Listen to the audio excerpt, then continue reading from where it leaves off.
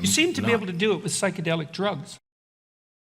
You seem to be able to do what with psychedelic drugs? Well, everybody that takes them under reliable settings generally comes back and claims the presence of a mystical experience. Yeah, and that seems to be duplicatable and replicable across cultures, in labs, with multiple different substances, the chemical constituents of which are known very well.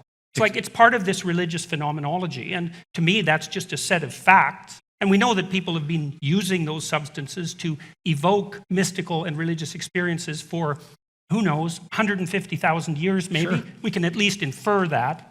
And we have no idea whatsoever how much of an effect the use of those substances has had on the metaphysical substrate of our culture. So what constitutes scientific data here is by no means clear. Here's an example of this, for example. Before the example, yeah? As someone who's been high as a kite,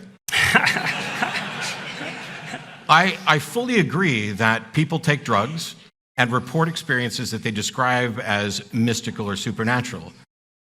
Just like people report other experiences as if they were religious or ghosts or whatever. We have no way of confirming that this something mystical or supernatural actually happened. What this is about the language. Stops people from smoking. Well, you can stop smoking without any sort of supernatural intervention. No, not really. You can't stop smoking without supernatural? There aren't really any reliable chemical means for inducing smoking cessation. You can use a drug called bupropion. I think that's the one. Whatever Wellbutrin is.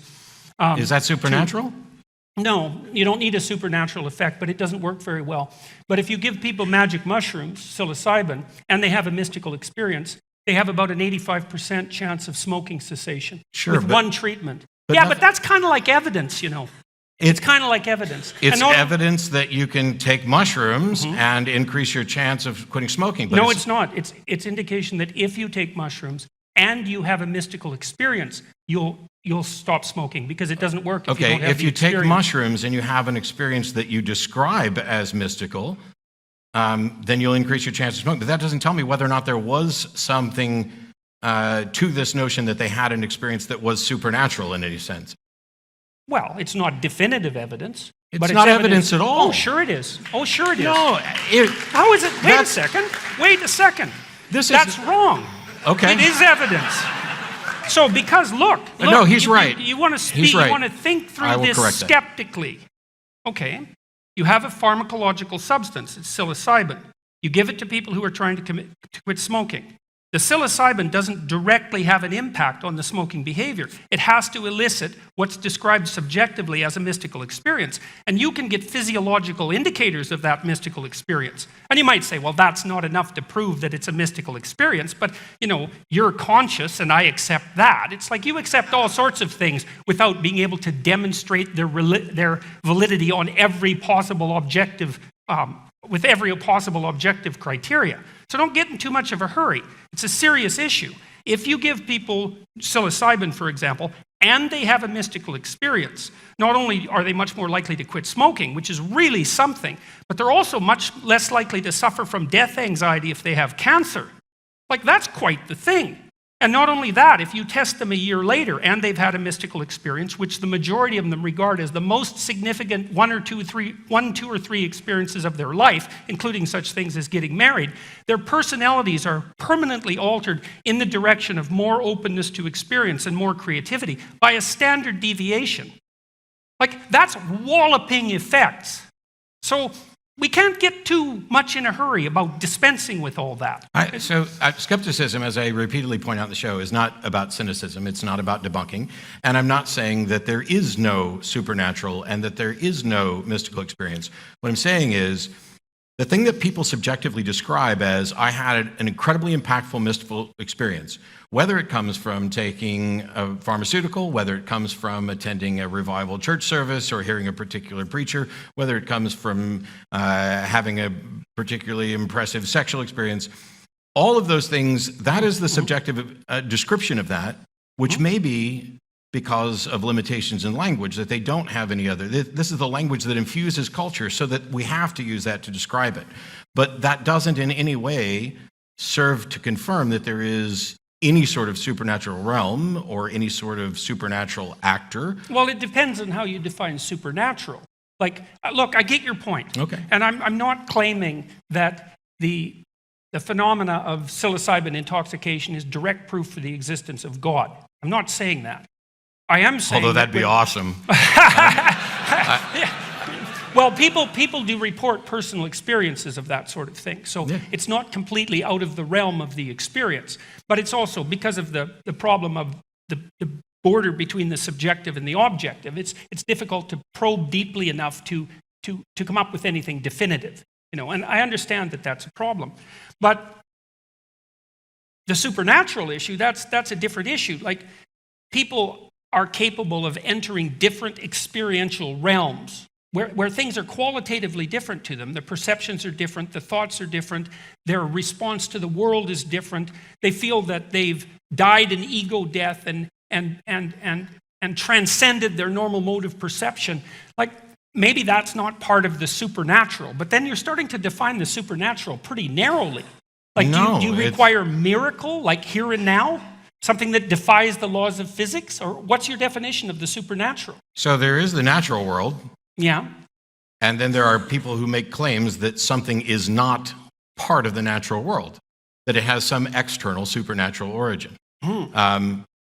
Those are the claims that I don't see how we can make any sort of epistemologically sound confirmation of. I'm fine with accepting that people have these experiences.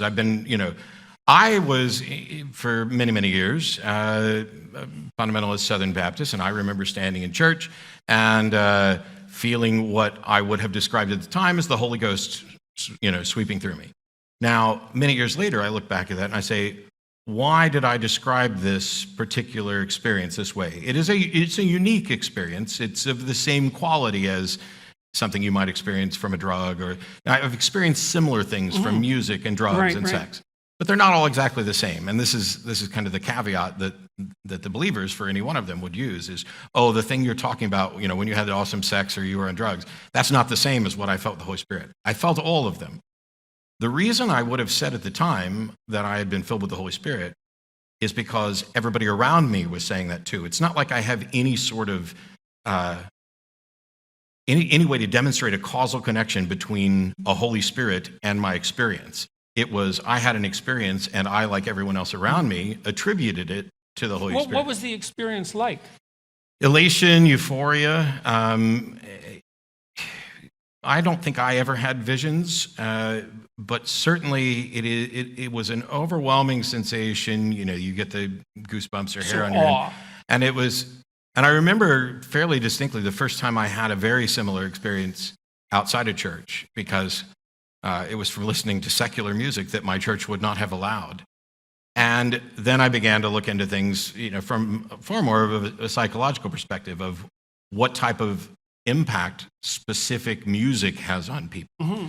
And a friend of mine, we've had conversations about the cadence of particular preachers, because a Southern Baptist minister will have a different cadence than a Pentecostal preacher, and they'll have a different cadence than somebody else. And I won't put on a performance to do them, but we have this intense curiosity as to, are the successful preachers with those cadence in conjunction with the music, are they just tapping into some sort of psychological impact in our brain in order to make us pliable?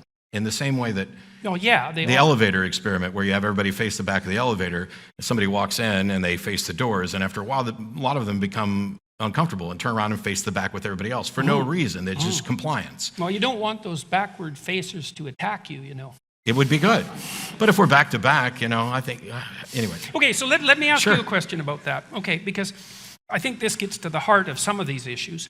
So let's say that we can agree that throughout history and before, people were experiencing a set of transcendent emotions that can be evoked by music and dance and other forms of ritual and in a variety of other ways. But there's also a profound proclivity on the part of people, for one reason or another, to attribute those to some sort of supernatural agency. Yes. Now, okay, so I want to separate that from another line of thinking. Okay, so let's just leave that aside. So we can think of that as a theory about the origin of religious belief. The experience comes first. It comes along with an implicit hypothesis about supernatural actors behind the scenes eliciting these experiences. Okay, that's in marked distinction to other theories of religious derivation, like Freud's theory, for example, that religion is a defense against death anxiety, or Marx's theory that religion is the opiate of the masses. Right? It's a much more biological theory, the one we're putting forward. Sure. Okay, and it seems to me to be a much more credible theory, even though religious movements can be harnessed for economic purposes and for purposes of manipulation and all of that, obviously. Yeah, so, I would think that there's any number of explanations I've heard for the origins of religion, and I find almost all of them plausible in different forms, except for the one that asserts that they come directly from a supernatural being. Well, okay, so that's the one we're going to pursue, though, because that was funnier than I thought it was. I was just being honest. Yeah, well, honesty is often funnier than people think it is. Boy, don't I know.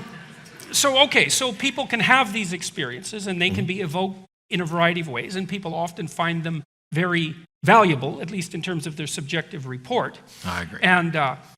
And the psilocybin experiments and also the large-scale analysis of psychedelic drug users, by the way, also indicate that the use of such substances is generally associated with an increment in health rather than a decrement, which is quite interesting, right? It's not something you'd necessarily expect. So here's a question. Why in the world do the people who have these experiences have the proclivity to attribute them to supernatural sources, like to a divine source? Like, what's going on there? Why is that the case?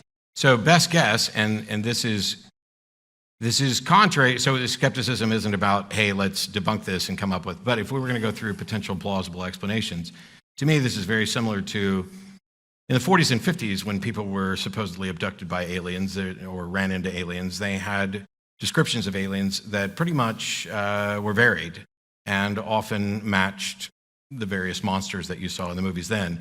After 2001, or after Close Encounters of the Third Kind, almost all descriptions of aliens became the almond-headed, this. Mm-hmm. The narrative in the culture about what an alien was converged. Yeah. And people were, this is what I experienced. In the same way that people will,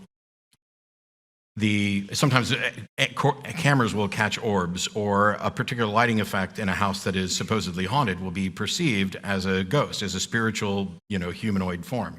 When we, in some cases, can show that that's actually not the case. In other cases, we have no idea what they necessarily saw.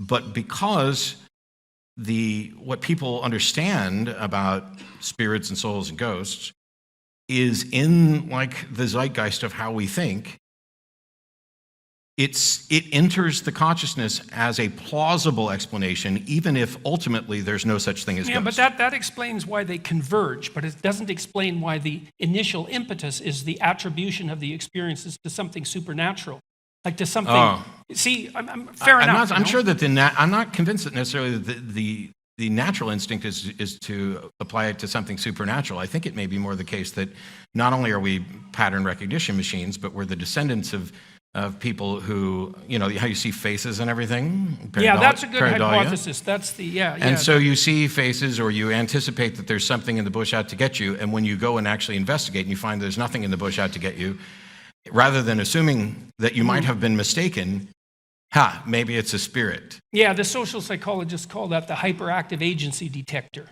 And the fact that we can be, before we had a good understanding, we still don't have a good understanding of death and the mind and stuff. But if I'm standing here talking to you and I drop over dead, there's a clear, undeniable difference in me sitting here as an animated being and me laying there as no longer there. And so it seems a natural inference that something that about me has left. That doesn't mean that there's actually something about me, like a soul or whatever, that's left. We don't tend to think the same thing when the radio stops working or the television stops working. It's not like the man in the TV has left. It's just off. But it seems that those sorts of natural... I don't know if you want to use that analogy, because it suggests that whatever's in the TV is coming from an external source. And you're definitely not making that argument with regards to the soul. Well, the TV station isn't in my living room, so there's at least some external source sending it to there. Right, but that's exactly my point. Yeah, that's all I was going for. You can make a case that consciousness isn't exactly in your head either, even though it's localized there. So why would I think consciousness is anywhere other than my head? Well, how do you account for consciousness? Well, I'm not sure that we can account for consciousness. This is definitely true. But yes. See, and I that's have no another reason to well, think that that's it's another, beyond what the brain produces. The fact that something's mysterious doesn't mean that, well, if something's mysterious... Consciousness isn't just mysterious. It's like really mysterious. It's the most mysterious thing. Okay, well, right? the fact it's not like ordinary mysterious. The fact that something is really mysterious to the point where I think you and I would agree that we don't have an explanation for it.